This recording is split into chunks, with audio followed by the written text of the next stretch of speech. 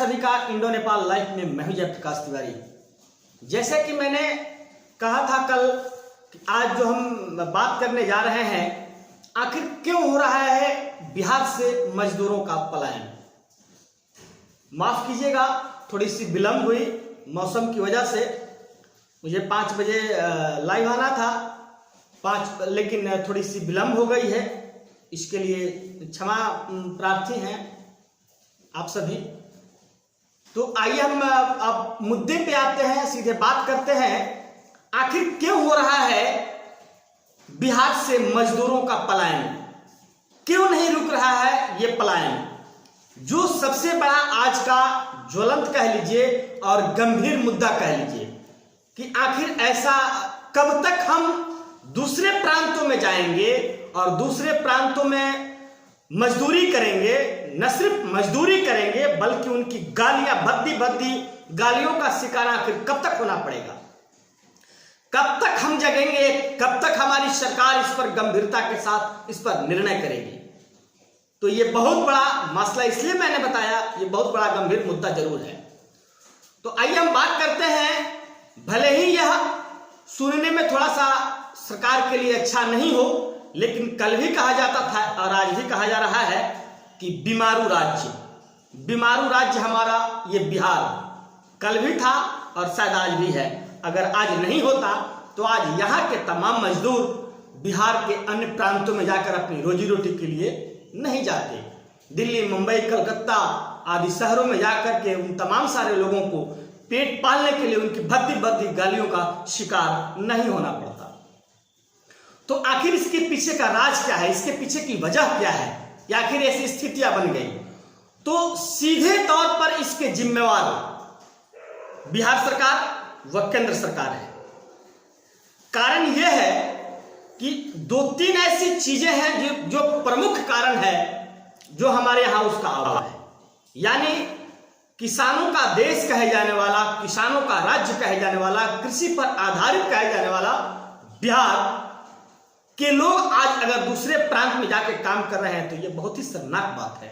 यानी हमारे यहां मजदूरी नहीं है, जिसका रीजन यह है कि हम पूर्ण रूप से खेती को बढ़ावा नहीं देते हैं, कृषि को बढ़ावा नहीं देते हैं, जिसका एक और कारण है। सबसे पहले हमारे यहां जो एक प्रथा जो शुरू हुई ब्रिटिश हुकूमत में ही, वो चकबंदी प्रथा जो शुरू हुई, जो बिल्कुल ही एक सोची समझी एक साजिश कह लीजिए तो कोई अतिशयोक्ति नहीं हुई। जिसके तहत क्या था कि बड़े किसान खेती नहीं करते, बड़े किसान लोग खेत को छोड़कर लोगों के अपने अपने शहर में चले गए, बड़े शहरों में अपने बिजनेस व्यापार में लग गए। फिर हम आपको बताने जा रहे हैं कि हमारे यहाँ जो स्थिति है, जो जमीनीकरण की जो हकीकत तल्ख सच्चाई ये है कि आज भी हमारे यहाँ 30% जो किसान हैं उनके पास अपना खेत नहीं है, दूसरों की जमीन में मजदूरी करते हैं। 15% किसान ऐसे हैं जिनके पास काफी कम जमीन है और बड़े जमींदार लोग अपने से खेती नहीं करते। दूसरा एक सबसे बड़ा कारण है हमारे यहाँ कृषि और खेती के लिए इंफ्रास्ट्रक्चर, उसको कह लीजिए, संसाधन कह लीजिए, उसका घोर अभाव कल भी था आज भी है। कल हम इसलिए कह रहे हैं कि सबसे पहले हमारे यहाँ खेतों में पानी चाहिए, उसके लिए हमारे यहाँ ट्यूबवेल की पहले से सरकार ने तो व्यवस्था करी थी, लेकिन उस वक्त जब ट्यूबवेल की जब व्यवस्था थी तो सरकार के पास इलेक्ट्रिक की उतनी समुचित व्यवस्था नहीं थी, जिसकी वजह से खेतों में पानी जाना एक बहुत बड़ा मुश्किल सा काम होता था। उसके बाद वो हालात आज भी है कि आज डीजल की महंगाई इतनी है कि अपने से हम उस डीजल से वो खेती नहीं कर सकते हैं। खेती अगर करेंगे तो काफी महंगा साबित होगा।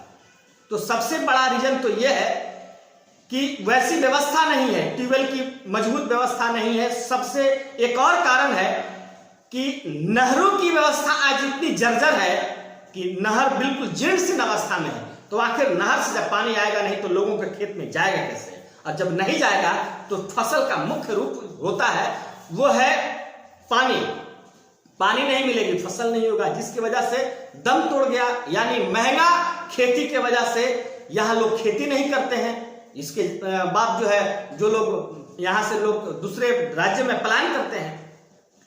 पैदावार तीसरा एक सबसे बड़ा फैक्टर है कि हमारे यहाँ पैदावार तो होती है, थोड़ा बहुत जो भी पैदावार तो होता है, लेकिन एक बड़ा मंडी नहीं है।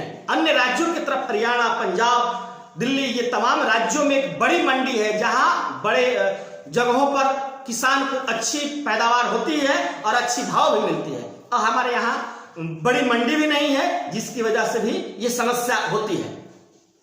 तीसरा एक सबसे बड़ी जो समस्या है, हम उस पर भी बात कर लेते हैं, तो यह है दैविक जो प्रकोप है हमारे यहाँ, हम उसके शिकार अमूमन हर साल होते हैं।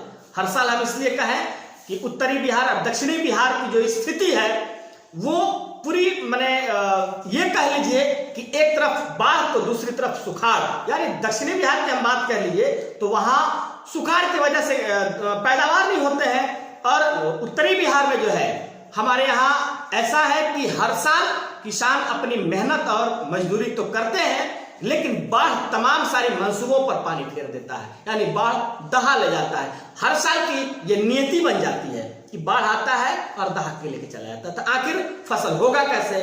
नहीं होगा तो फिर क्या होगा? एक जगह सुखाड़ है तो एक जगह बाढ़ है। इसलिए हम कहेंगे कि सरकार इस पर पूरी तरह सख्त और सजग नहीं है। अगर सरकार सख्त और सजग होती तो इन जो मुख्य जो कारण है, बड़ी मंडी का होना और इंफ्रास्ट्रक्चर का आधारभूत संरचना का होना, नहरों की व्यवस्था मजबूत होनी चाहिए, डीजल जो है वो कम से कम लगे, खर्चा कम से कम लगे, तो यहाँ के लोग खेती में ज्यादा ध्यान देंगे, और खेती में ज्यादा ध्यान देंगे तो मजदूर ज्यादा से ज्यादा काम कर पाएंगे, तो कहीं ना कहीं पलायन पर अंकुश लगेगा। चौथा यह भी कारण है कि खेती तो गया ही, अब काम कहाँ मिलेगा? तो सबसे बड़ा बात है कि हमारे यहाँ जब बंटवारा हुआ तो बिहार झारखंड जब एक साथ था तो यहाँ कल कारखाने, फैक्ट्री, वो तमाम सारी चीजें थी, लेकिन जब हमारे यहाँ 2000 में बिहार झारखंड का जब बंटवारा हुआ तो जितने भी कल कारखाने, फैक्ट्री, इंडस्ट्रीज थे वो चले गए झारखंड के हिस्से में। झारखंड में चले गए तो फिर बिहार में बचा क्या? तो फिर आखिर कल कारखाना है नहीं, कल कारखाना जो दूसरे जगह है, तो फिर रोजगार कहाँ मिलेगी? तो कल कारखाना भी यहाँ होना चाहिए। सरकार को इस पर ध्यान देने की जरूरत है। तो ये तमाम सारी चीजें सरकार अगर चीजों को मजबूत करती है, कल कारखाने बने, उद्योग लगे, उसके बाद यहाँ ज्यादा से ज्यादा मजदूरों को रोजगार मिलेगा। और खेती की जहां तक सवाल है कि खेती की व्यवस्था अगर सरकार आज भी मजबूत कर ले तो मेरे हिसाब से कहीं से ये नहीं लगता है कि यहाँ इतनी पर्याप्त इंफ्रास्ट्रक्चर हो जाएगी कि यहाँ के मजदूरों को, यहाँ के लोगों को अन्य प्रांतों में अपनी रोजी रोटी के लिए नहीं जाना पड़ेगा। तो आज के इस मुहिम में बस इतना ही, फिर कल मिलते हैं। जय हिंद, जय भारत।